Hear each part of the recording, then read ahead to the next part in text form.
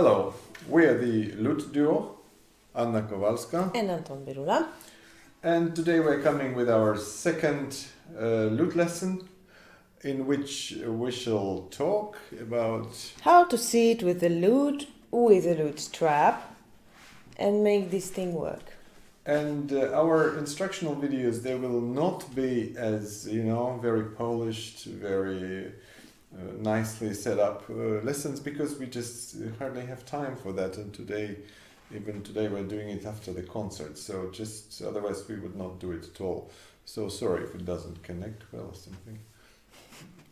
Anyway, so today we shall talk about the lute strap and the basics of the technique that you can use with the strap. And the first thing to talk about is that the lute is nicely hanging and is glued to your body using our lute strap, so you don't hold it. So just on a Yeah, absolutely. I don't hold this.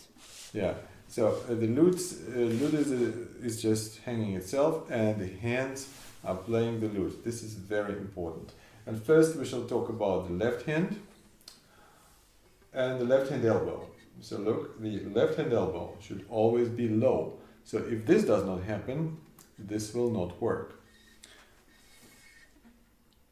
Just naturally, you lift the hand, put fingers on the fingerboard, and it stays like this. Because of this position, your little finger can reach very far. Even maybe you don't need that far, but still can reach. If you look at the mechanics of this works, it's very simple but not very obvious as we realize. So look, when the elbow is down, the little finger becomes longer. Mm-hmm. So it's not mechanics, it's geometry. So it becomes longer. Once you lift the elbow this way, this becomes quite handicapped. It becomes short. And you all the time are trying to stretch it into position. Mm. So if you want to sit with a strap, you have to learn to have the elbow down and relaxed. So otherwise it will not work. And the shoulders, They should be down, the back should be straight. All is natural. so you kind of imagine how you drink coffee in the morning. So just sitting at the table, nothing special. You play lute, you play piano, whatever. It's just nothing special. And if the shoulder goes up while you're playing, you should observe this. So the shoulders should be down. So you immediately will start having very specific pain in the back. Many people do when trying to play with a strap like this. We also had this in the beginning. When not observing these things, and that's concerning the left hand. So it's always you're thinking about this, because the lute, if you're coming from classical guitar or just coming to Baroque lute or theorbo, of course. So these instruments are much longer than the classical guitar. The Baroque lute is 4 or 5 centimeters longer than classical guitar, and theorbo, the little one, is 76 centimeters long, let's say. It's about 11 centimeters longer than classical guitar. So you more have to think about playing the bass guitar when playing this kind of instruments, because they are longer. Mm-hmm. The same thing about right hand position. Just naturally stands here and plays. Little finger, in my case, it doesn't glue itself to the top. Just slightly touches for getting better orientation for the thumb with the basses. Only because, about this. Also because we use a lot this ring finger while playing works of Weiss and Bach and some fast movements. So it's not connected with this. It's more free and let's do much more easier these things. Yeah, there is this lute philosophy that says that you should not use the ring finger, and there are people who do not use the ring finger. We have to say Matter of choice. Yeah, it's a matter of choice. We extensively use the ring finger a lot, especially in the late works of Weiss and Bach, and therefore, so we tend not to really stick the pinky finger into the soundboard. Also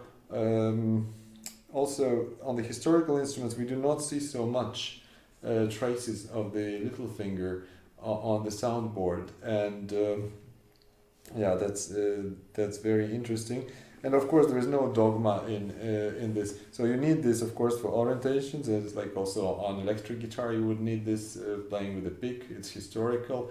But if you go for the basses, you sometimes go off, and you even go put your pinky finger onto the first strings, right? Yeah, of course. It depends on the size of your hand. If it's not so big, then you can just let it go at all. It's yeah, it's not dogmatic. So another so that's important about the right hand. In our next lesson, we shall talk about techniques of left and right hand. More detailed. Yeah. And another thing that we wanted to show you is this. Yeah, it's a magic mirror. Magic mirror. It can tell you if you are the best player in the world or not. Or you are the most beautiful player in the world. Yeah. Or yes, or so it's a magic thing. You need this really a lot. We bought this in IKEA. IKEA doesn't pay us for advertising, so as we told you about Castorama, where we bought this trap. So the easy thing is to buy this is for makeup, this mirror.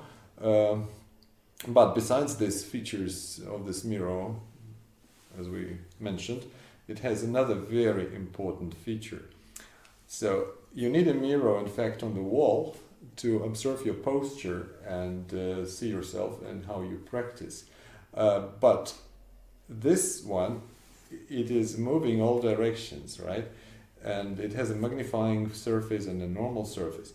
You can adjust it and observe your hands from different angles. So you can actually study every detail of your practicing. And you will clearly see what you are doing wrong. Yeah, you'll see what you're doing wrong. Of course, you can record yourself also on a telephone or something, but that's more kind of a lot of more effort.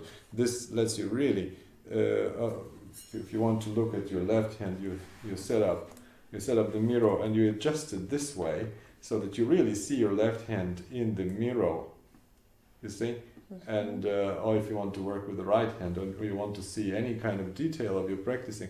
So this is an absolutely fantastic device. In IKEA you buy it for, I don't know, €7 or something. Buy it anywhere, actually. Anywhere. So that's very important. And the last thing we wanted to tell you is what? The listening point. Yeah. The listening point. Is the edge. Is the edge of the lute. So you should play with your lute and try to realize how differently it sounds depending on where your head and where your ears is settled, because of the basses in different parts you hear a totally different picture of what is actually happening.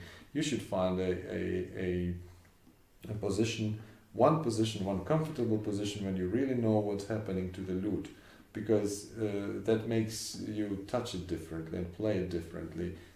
So that you can really hear the right thing. So that's another advice. Anything else? Yeah. I think for this, that was it. That was it. Yeah, so thank you for watching.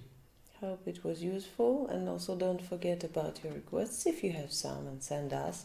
We will be happy to help you. Yeah, and send us. Share our experience. Yeah, feedback, and visit Luteduo.com. Mm-hmm. So. And see you next time. Thanks for watching. Thanks for watching. Bye. Bye.